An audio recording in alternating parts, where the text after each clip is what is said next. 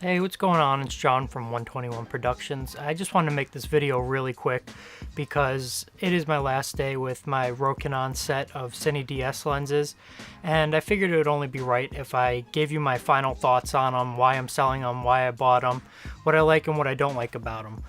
So without further ado...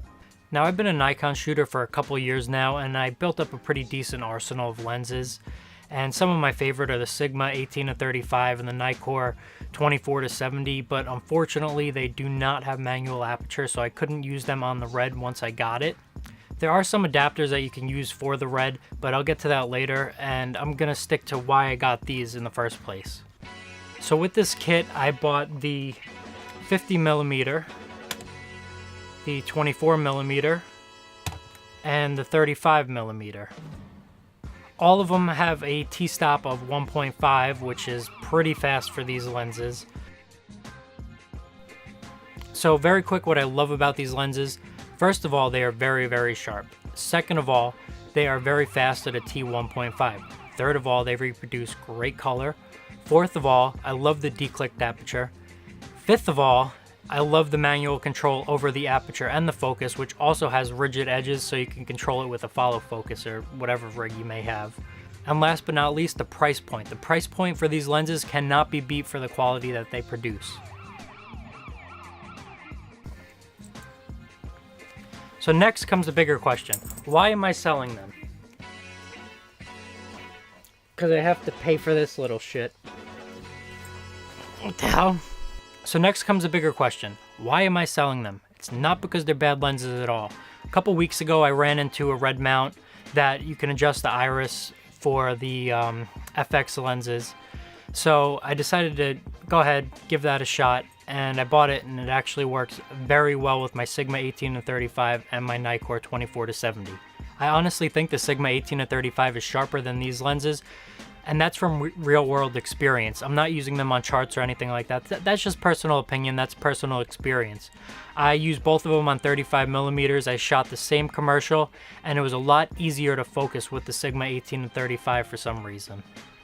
Like I said, that's my opinion, so don't yell at me if there's charts and tests out there proving otherwise. I'm actually not selling the 50mm though. I'm only selling the 24 and the 35, just because I want to keep it for myself. I want the 50mm. I like the depth of field. I like the sharpness of the 50mm. That is my personal favorite, and that's the one that I use the most out of this set. With that being said, the Sigma 18-35 covers the range of the 24mm lens. It covers the range of the 35mm lens. So I really don't use the 24 and the 35 as much as I used to now that I have that manual aperture on my camera. Another thing that I don't like about them is when they're wide open, they are very, very soft, and I don't like that. My Sigma 18-35 with the speed booster gets just as bright, and it's a lot sharper wide open than these lenses. I'm not trying to upsell the Sigma against these. These are very great lenses, they just don't work as well for me. I like being able to zoom and maintain the same aperture while having a wide open lens at 1.8. If you're a prime shooter and you have a fairly low budget, these are great. These are the best lenses that you're going to get until you start paying triple the price for the Zines. Those are the next step up, but these cannot be beat for the price.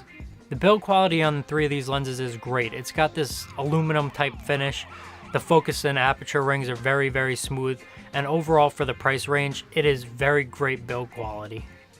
Bonus, I think Rokinon's a very great company. They have a solid foundation and they know what they're doing when it comes to lenses. I'm not going to disregard them. I'm not going to stop buying their products because of this, but as of now, they are not what I need, so that's why I'm selling them, except for the 50 because I love that one. I love them so much, I even bought an 8mm fisheye Rokinon, and this thing is great. I use it for interior shots of real estate when I'm going inside the houses on the gimbal and I'm trying to get a wide shot. You just throw some lens correction on there and it looks like a much bigger room than it is, and this covers a large area. Again, the build quality on this has an aluminum type finish, the focus ring is very smooth, and the aperture ring, however, is clicked. This isn't the Cine series, but what do I need that for? I'm not adjusting the aperture on spot. So that's it. That's my review on the Rokinon 24mm, the 35mm, and the 50mm. I think they're great lenses, and I'm actually pretty sad to see them go.